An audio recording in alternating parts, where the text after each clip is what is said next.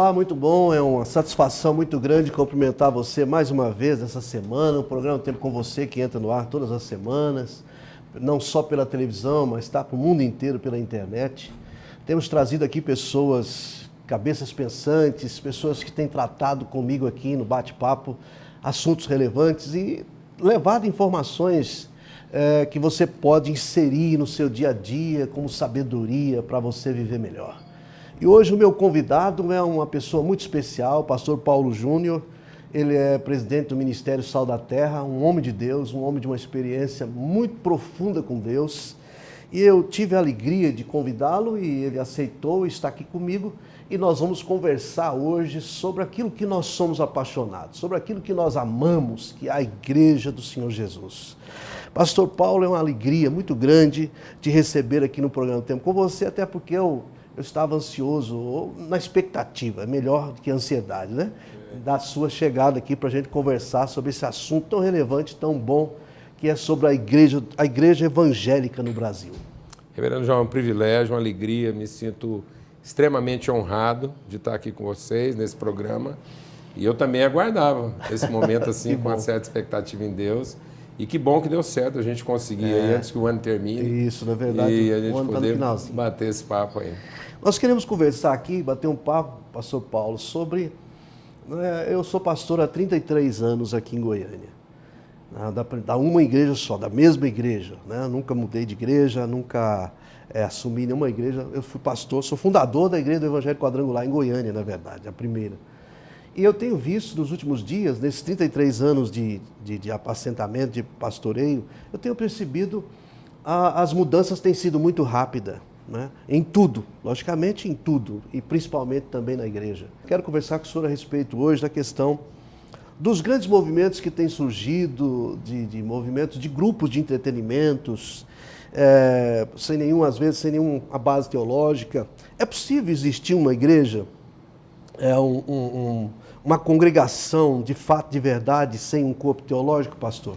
Com certeza que não, reverendo.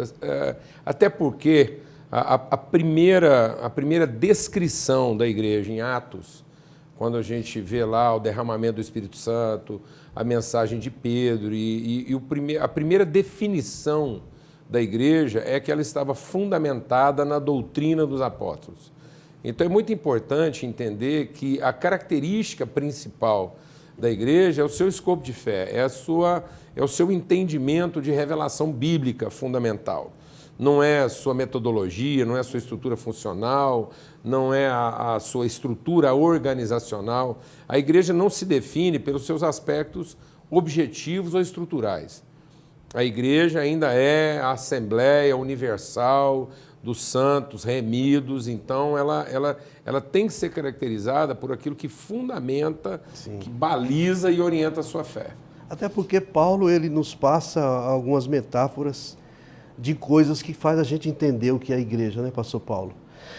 Hoje, o senhor acredita, o senhor também pensa que hoje ser um pastor de verdade é um desafio? Com certeza, eu creio que é o desafio de parecer com Cristo. É o desafio de caminhar todos os dias para a cruz. Então, o ministério pastoral, ele não nos conduz a nenhum tipo de reconhecimento humano. É muito importante entender o seguinte: quando a coisa está ficando muito fácil para o nosso pastorado, é porque a gente deve ter feito alguma coisa errada pelo caminho. Então, se a coisa começar a ficar assim muito facilitada, é porque nós estamos nos equivocando em alguma coisa. Porque o ministério pastoral ele tem que ser marcado por aquilo que marcava a vida de Cristo, que é a dedicação, a entrega, a renúncia, o pensar nos outros antes de pensar em si próprio. Então, não que a gente vai viver uma vida de penúria, não é uma vida de automutilação ou de automartírio, mas é uma vida de resignação. De resignação. A gente, até o senhor está me falando, eu estou me lembrando de uma pregação de um pastor indiano que eu vi uma certa vez. Ele até disse o seguinte: se não está sangrando, não está liderando.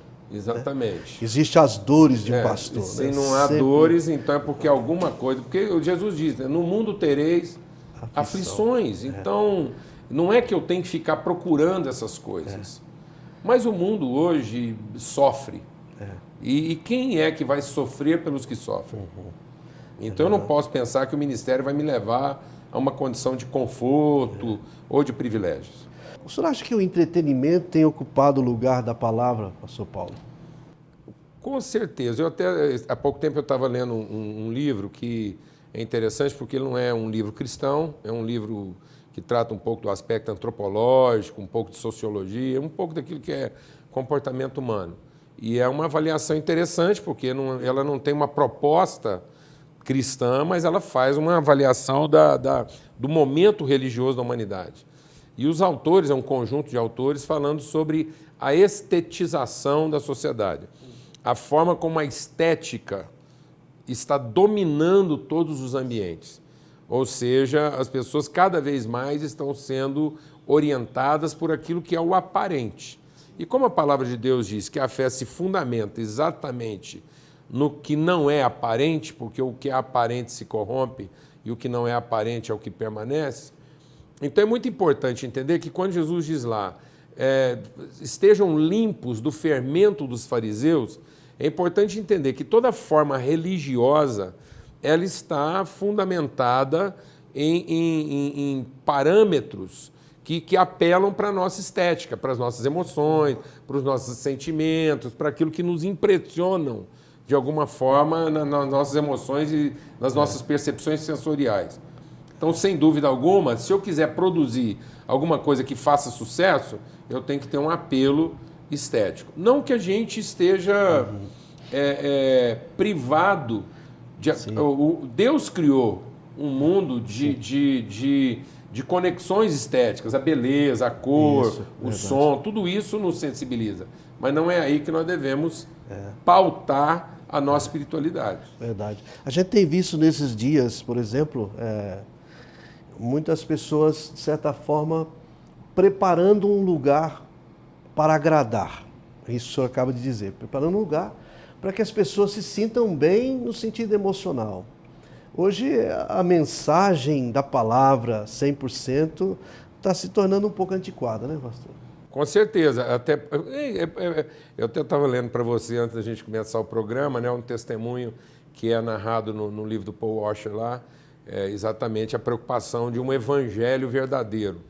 E ele conta a experiência do John Wesley, que num determinado momento da vida dele, após viajar 3 dias a cavalo, ele não foi xingado por ninguém, não foi apedrejado, não apanhou de ninguém, não foi perseguido por ninguém, ele achou isso estranho.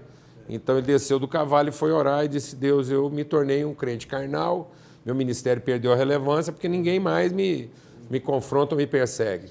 E aí um fazendeiro passando, viu que era o John Wesley orando e mandou um tijolo em direção a ele, quase acertou a cabeça dele. Quando o tijolo passou, ele agradeceu a Deus. Deus, obrigado, porque eu sei que o meu ministério realmente tem relevância. Então, essa questão do confronto, dos valores, né, sociais, humanos hoje, realmente tem deixado a desejar. A gente sabe que se não houver confronto, não há conversão, né, pastor Paulo? Eu penso que hoje, eu quero que o senhor me dê uma luz aqui nesse sentido. Há uma migração muito grande, pessoas de um lado para o outro, em busca de justamente aquilo que nós estamos falando, em busca de um lugar melhor. E às vezes nós, pastores, boa parte de nós, estamos entrando na desse pessoal, nós estamos preparando um lugar que eles sintam bem. E às vezes há colegas até que comentam com a gente, no sentido de que não pode confrontar fulano, que às vezes perde, né? Confrontar ciclano, que às vezes perde, e aquele fulano e ciclano que está ali ajuda, dizima uma oferta. Como é que o senhor vê esse lado aqui, pastor? Eu creio que, bom, isso tudo estava previsto, né? Paulo fala sobre isso, Jesus fala sobre isso, que nos últimos dias as pessoas, pelo senso do direito, pelo senso da autossatisfação, deixariam de fazer as coisas por amor e passariam a fazer por interesse. As pessoas se tornariam amantes de si mesmas. Verdade. Teriam coceira nos ouvidos. Iam alugar pastores que pregassem aquilo que elas querem ouvir. É muito importante entender, reverendo João, que o que transformou Lúcifer em Satanás, é que ele era perfeito no serviço. Ele era... Satanás, Lúcifer era mais ou menos o padrão de serviço do céu. É quem dava o carimbo de qualidade a todo serviço prestado no céu. Até o dia em que se achou comércio no coração dele, até o dia que ele entendeu que podia ter algum tipo de vantagem ou benefício com aquilo que ele fazia. Quando Jesus vem limpar o templo, e aí nós não podemos entender que ele está limpando apenas o templo, o prédio, porque o verdadeiro templo somos nós. Então ele está limpando o templo, o coração. No Evangelho de Marcos há o registro de uma frase muito importante que diz: e Jesus não permitia que ninguém carregasse mercadoria no templo.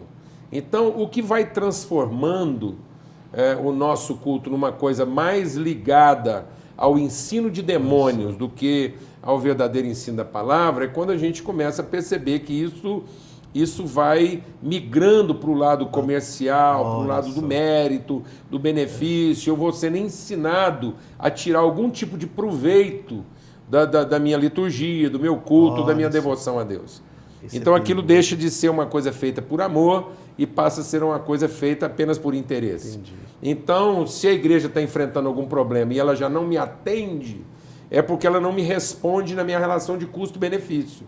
Então eu vou procurar uma outra congregação que me devolva mais daquilo que é o meu investimento. Isso é um pensamento comercial. Quem orienta esse tipo de pensamento não é o Espírito Santo. O Espírito Santo sempre orienta para o sacrifício. Então, se a minha igreja está com problema, o Espírito Santo me orientaria a aí permanecer e ajudar a resolver aquilo e não a procurar um ambiente que me oferecesse mais pelo meu culto, que é comercial. Isso é importante demais. O senhor está falando aí, na verdade, esse espírito, ele expulsa o espírito de voluntariedade dentro da igreja. De amor, de entrega voluntária. E que é o espírito, reverendo João, que é muito grave o que nós estamos falando, porque quando Pedro fala sobre isso, ele diz, olha, e vem aí, o apóstolo João fala sobre isso, vem aí o espírito do anticristo, e ele já está. E aí a gente pensa que o anticristo é um demonião, é um satanzão. Não, o espírito do anticristo é um espírito. É um espírito que entra. É o espírito da anti-oferta, do anti-sacrifício, da anti-entrega. E o que é o espírito do anticristo, anti-oferta, anti-entrega? É o espírito do do sanguessuga. Vamos parar um pouquinho aqui, vamos entrar para o segundo bloco, para a gente voltar, que esse assunto está muito bom. Nós vamos falar um pouquinho no segundo bloco sobre a questão de... Na verdade, segundo essa fala do senhor, a gente percebe hoje que dentro das igrejas muitas pessoas tristes, entristecidas, em busca dessa realização pessoal. Até porque o espírito de voluntariedade, como eu falei, foi extinto, que é o espírito de voluntário que causa alegria no salvo. Por isso que nós temos um monte de salvo insatisfeito buscando alegrias em lugares que não existem. Vamos voltar nesse próximo bloco para falar sobre isso. Vila Del Castro, Armários Planejados. 62 3592 1214 e 9982 3846. Às 18 horas, acontece a nossa segunda concentração de louvor, a adoração e palavra de Deus no prédio da Igreja do Evangelho Quadrangular. Tempestades, crises, são sinônimo de crescimento para quem está firme com Jesus. Tempestades, crises, momentos difíceis, quando encarado por uma pessoa fiel a Deus, é uma oportunidade de você subir de níveis na sua fé, é uma oportunidade de você alcançar níveis ainda não alcançados. Na Rua das Margaridas, número 317, Parque Oeste Industrial. Telefone 3296 2073.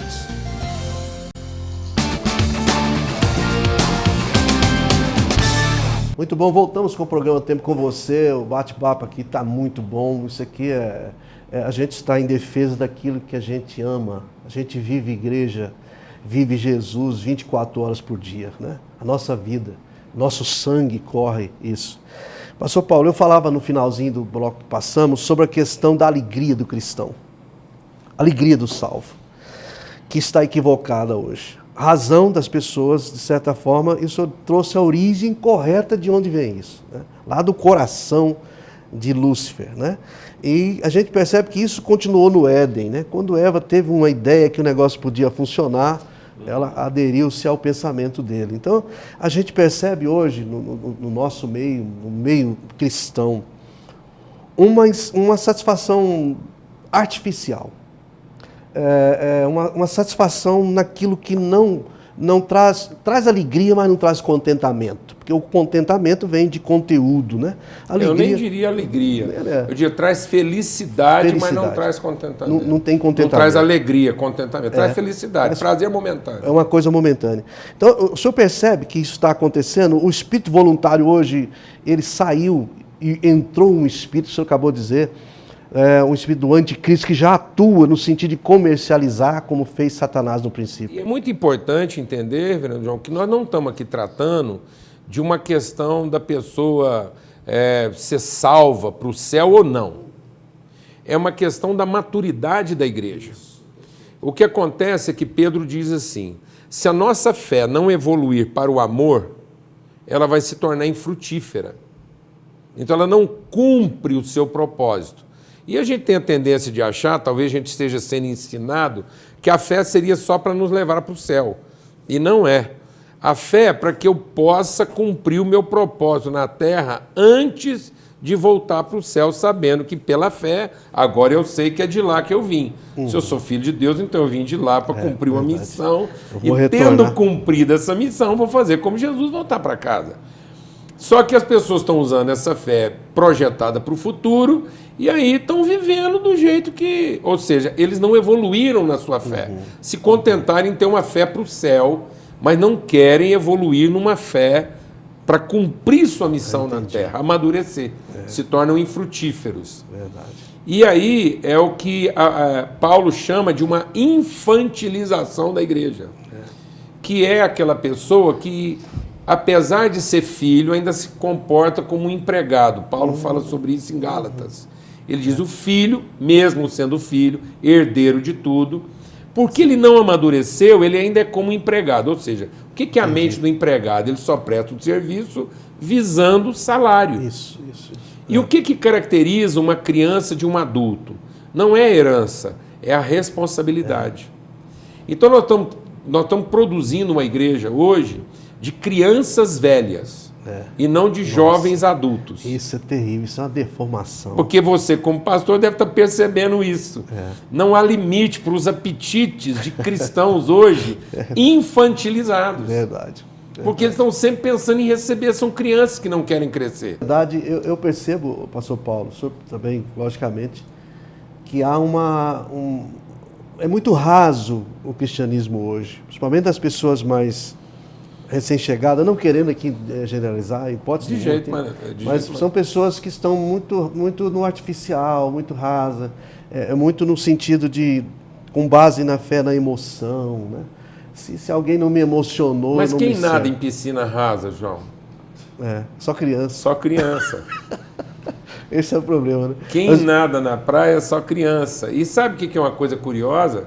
É que na visão do rio lá de Ezequiel, né, as águas mais profundas estão na razão maior da distância. Ou seja, quem quer ficar muito perto de Deus e desfrutando os cuidados de Deus, é porque não quer conhecer Deus na sua profundidade.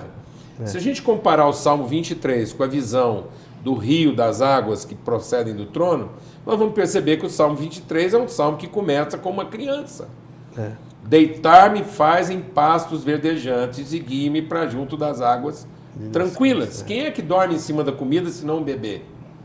O bebê é que dorme em cima do peito e só bebe águas tranquilas e come pastos verdejantes. Só tranquilidade. Mas depois o pai vai tomá-lo e vai guiá-lo por uma vereda que o ajusta até que ele enfrenta os seus temores e os seus sacrifícios pessoais para se tornar um adulto. Então, lá no início do Salmo 23, aquilo é uma criança com os pés em águas rasas, que quer ser cuidado, mas não quer assumir ainda as suas responsabilidades, a não ser que ele seja forçado por Deus a percorrer esse caminho de profundidade espiritual maior. É verdade. Muito bom. Esse assunto é tão gostoso, dá vontade de ficar aqui 1 hora, mas o programa passa tão rápido. Mas nós vamos conversar mais um pouquinho aqui. O que o senhor tem a me dizer assim, a respeito dessa atualidade que nós estamos vivendo no Brasil hoje, a visão cristã para esse ano de 2016? Eu creio, reverendo João, que a igreja será desafiada a uma coerência maior com aquilo que ela tem pregado. Eu acho que cada vez mais a população brasileira vai exigir uma coerência maior. Isso aconteceu principalmente na Europa, em que o avivamento dos números foi depois seguido de um avivamento que chamava por uma coerência, em que apenas o culto, apenas a celebração, apenas os eventos não iriam conseguir suprir as verdadeiras carências do povo. Entendi. Então, eu creio que cada vez mais, principalmente os jovens, a gente já começa a perceber uma certa ressaca espiritual no meio dos jovens, principalmente porque o país vai melhorando em algumas condições, o jovem começa a ter condições de estudo, de reflexão, de pensamento, e as pessoas vão tendo mais acesso a condições de vida que elas não precisam mais da igreja para certas coisas. Então ela começa a clamar por realidades mais profundas, mais consistentes. Então eu creio que a igreja brasileira precisa se preparar para ser uma resposta além do mero discurso.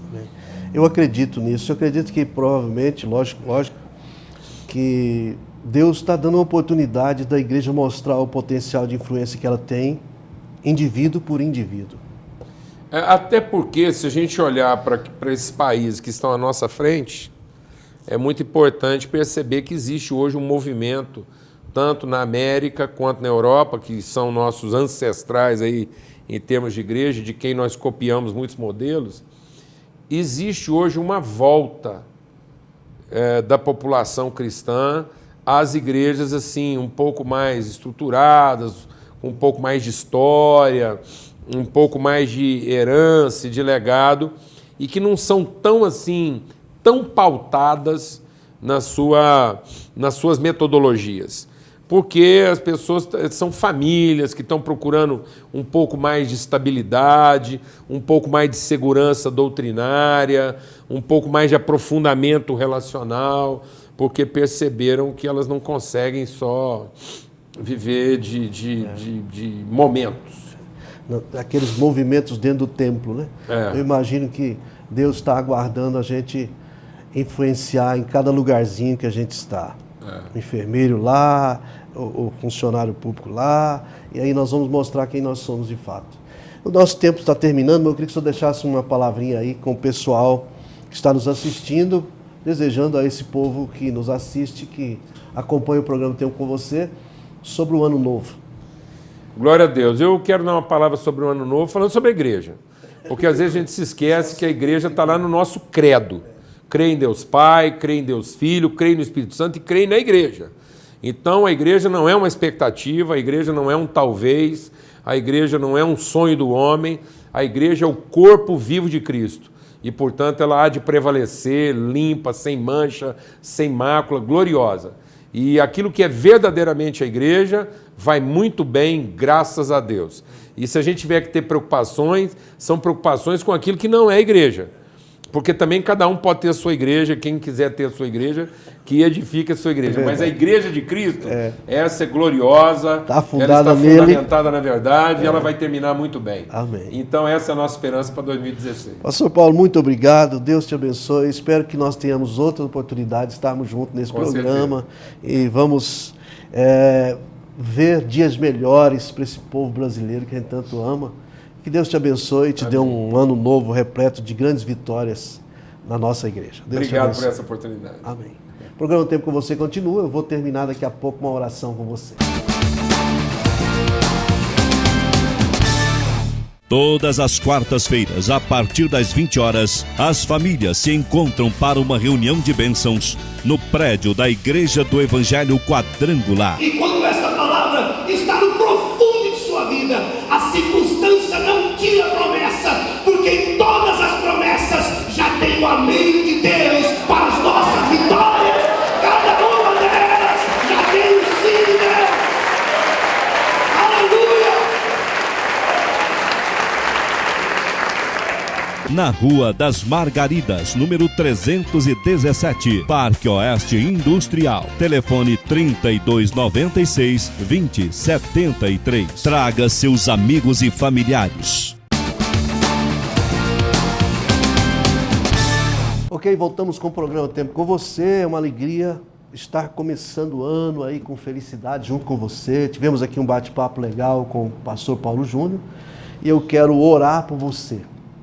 E desejar a você, que é meu telespectador, você que vai me acompanhar durante esse ano de 2016 aqui no programa Tempo com Você, eu quero orar para que Deus abençoe você e te realize seus sonhos, que você esteja focado no Senhor, para que Ele possa ser seu parceiro durante todo este ano que começa e que Deus possa abrir portas novas, possa te surpreender. É o desejo do meu coração. Quero orar com você nesse minuto que me resta, abençoando a sua vida, a sua família, e quero que você saiba que o interesse do nosso programa é acrescentar aí e nunca diminuir aquilo que você é, aquilo que você pensa.